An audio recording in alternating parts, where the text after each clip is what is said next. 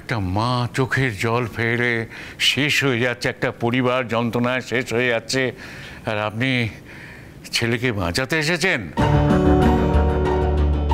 হ্যাঁ, ওরকম কুলাঙ্গার ছেলে থাকাচ্ছে না থাকা অনেক ভালো।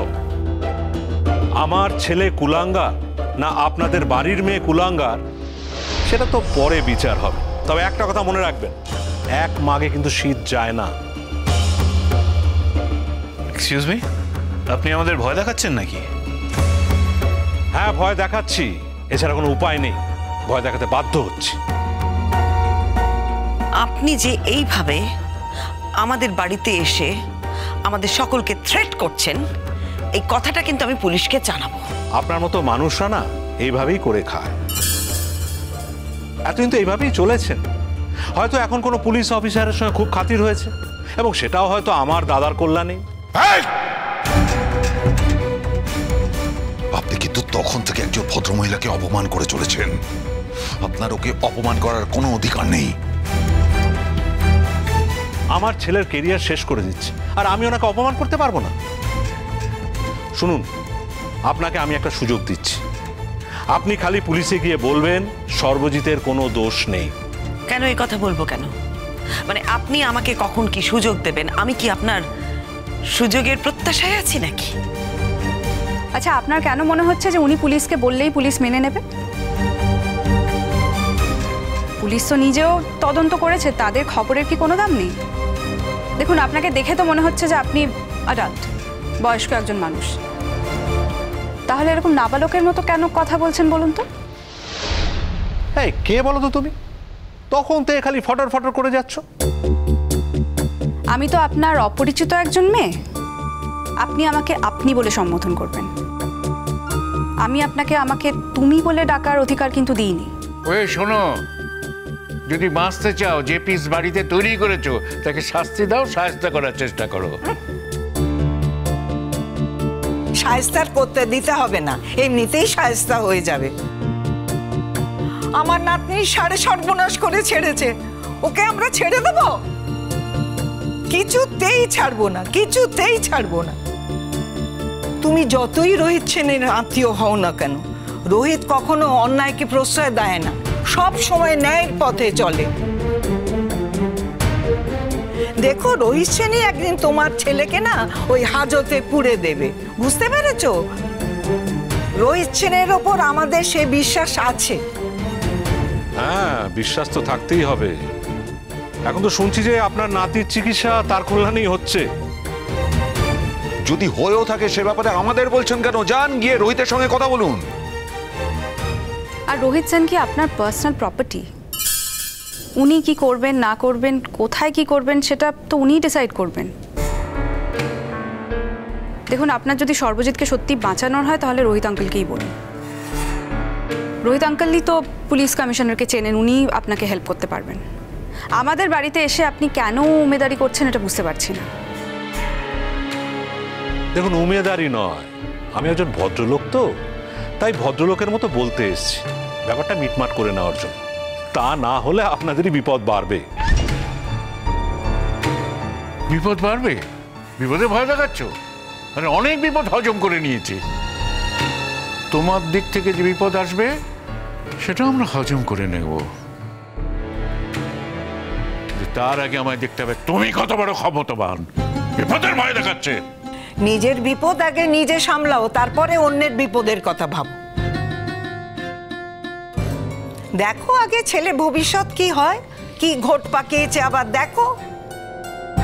আমি কিন্তু অনেকবার বলেছিলাম, ও যা কিছু জানে সেটা যদি আমাদের বলে দেয়, আমি অন্তত দেখবো যাতে ওর কোনো ক্ষতি না হয়। জাম্বো, অঙ্কিতা কতবার ওকে জিজ্ঞেস করেছে, কতবার জানতে চেয়েছে, ও সমানে বলে গেছে যে ও কিচ্ছু জানে না। আর এখন বলছে পুলিশের কাছে যে সে রাত্রে ও নাকি দিঠিকে রিসর্টে পাঠিয়েছিল। তারপরে রিসর্ট থেকে দিঠি কোথায় গেছে, কোথায় পাঠিয়েছে সেটা এখনো পুলিশকে বলেনিও। না বলা পর্যন্ত পুলিশ কিন্তু ওকে ছাড়বে না। ছাড়তে পারলেও কি পুলিশ ছাড়বে আন্টি? এইটুকু বয়সে এত কাণ্ড, সে দিনকালে কি হবে বলো দেখিনি। কি কি মানুষ করেছো ছেলেকে? সেই ছেলের হয়ে আবার কথা বলতে এসেছো? লজ্জা করে না? আমরা হলে তো বাবু লজ্জায় মুখ দেখাতেই পারতুম না গো। তাই নাকি? লজ্জা আপনাদের আছে? আপনার বৌমা যা করে বেরিয়েছে তাতে যদি মুখ দেখাতে পারেন। এবার কিন্তু আপনাকে আমি ঘাড় ধাক্কা দিয়ে বের করে দিতে বাধ্য হব। খুব গায়ে লাগছে নাকি? সম্পর্ক তো কিছু নেই, সম্পর্ক তো অনেকদিন আগেই ভেঙে গেছে, আপনাদের তো ডিভোর্স হয়ে গেছে। নাকি আমার শালাবাবুর কাছ থেকে আদায় করার জন্য একটা নাটক করেছেন, তলায় তলায় সব সম্পর্কই রেখেছেন, আমার শালাবাবুকে দেখাচ্ছেন যে আপনাদের দুজনের কোনো সম্পর্ক নেই, সব আদায় হয়ে গেছে, এখন আমে দুধে মিলে গেছেন, তাই তো? এই আপনি আসুন তো এবার এখান থেকে। আপনার সব বাজে কথা শোনার না আমাদের সময় নেই। আপনার জন্য এই বাড়িতে কোনো জায়গা নেই, আমরা আপনার সঙ্গে কোনো কথা বলতে চাই না। আসুন। শোনো, কথা এখন বলতে চাই, শোনো, কিন্তু কথা বলতে চাইতে হবে, কারণ কালকে আমার ছেলেকে ডেকে পাঠানো হয়েছে। কাল আমিও যাব থানায়, আপনার ছেলের সামনে বসে কথা বলবো। দরকার হলে আপনিও থাকতে পারেন, দেখতে পারেন আপনার ছেলে পুলিশকে কি বলছে। কাল তো পুলিশ ওকে ডেকে পাঠিয়েছে। বাচ্চা ছেলে ভালো ভালো যদি সবকিছু বলে দেয়, ভালো, আমার মেয়েটাকেও আমি তাহলে ফিরে পাবো। আপনার ছেলেরও কোনো সর্বনাশ হবে না। আর অবশ্য আমার মেয়েটার এতদিনে কোনো সর্বনাশ হয়ে গেছে কিনা আমি জানি না। যতই আমার সন্তানের বয়সী হোক না কেন, আমার মেয়ের যদি কোনো ক্ষতি হয়, আমি কিন্তু তার হিসেব নেব। আমি আপনার ছেলেকে ছেড়ে দেবো না। আমরা ওর 1000 গুণ বেশি ক্ষতি করব। যে প্ল্যান করে এরকম একটা কাজ করতে পারে তাকে ছেড়ে দেওয়ার কোনো প্রশ্নই ওঠে না।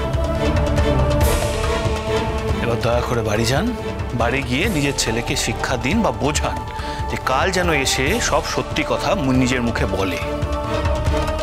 এই ছেলের হয়ে আবার উমেদারি করতে এসেছো? আক্কেল জ্ঞান বলে কিছুই নেই দেখছি তোমার। আর থানা পুলিশ যখন হচ্ছে, যা বলার থানায় গিয়ে বলবে। আমাদের সঙ্গে তোমার আলাদা করে কোনো কথা নেই। যাও। এক্স্যাক্টলি। আপনার এইসব বাজে কথা শোনার সময় আমাদের নেই, বিশ্বাস করুন। তাই বলছি, প্লিজ এইসব বাজে বাজে কথা বলতেন আমাদের বাড়িতে ফিউচারে কখনো আসবেন না। আপনার যা বলার দয়া করে হয় পুলিশ স্টেশনে, নয়তো কোর্টে গিয়ে বলবেন, কেমন? অত সহজে আমরাও এই যুদ্ধটা ছেড়ে দেবো না, মনে থাকে যেন। দেখুন, আমার ছেলের যদি কোনো ক্ষতি হয় না, আমি কিন্তু আপনাকে স্পেয়ার করব না।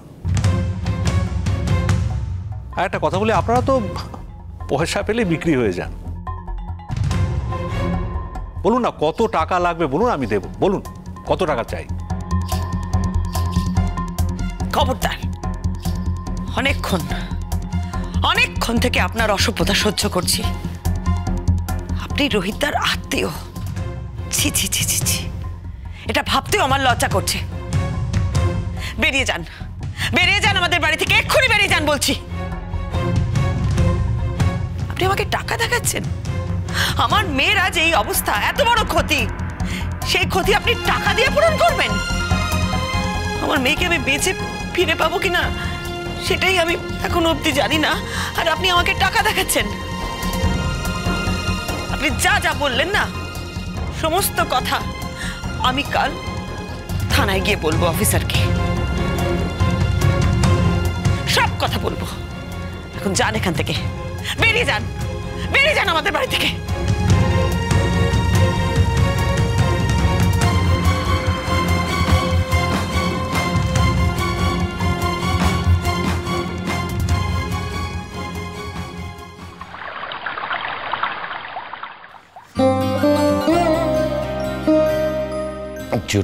ছোটু, কতদিন পর তুই গান গাইলি ছোটু। আসলে দাদা ভাই গানটা গাইতো তো, তাই হঠাৎ। ছোট, তুমি গান গাইলে ছোট? 2 বছর পর তোমার গলা দিয়ে সুর বেরোলো। মনে হচ্ছে তোমার দাদা ভাই আশেপাশে আছে, যে কোনো মুহূর্তে এসে পড়বে।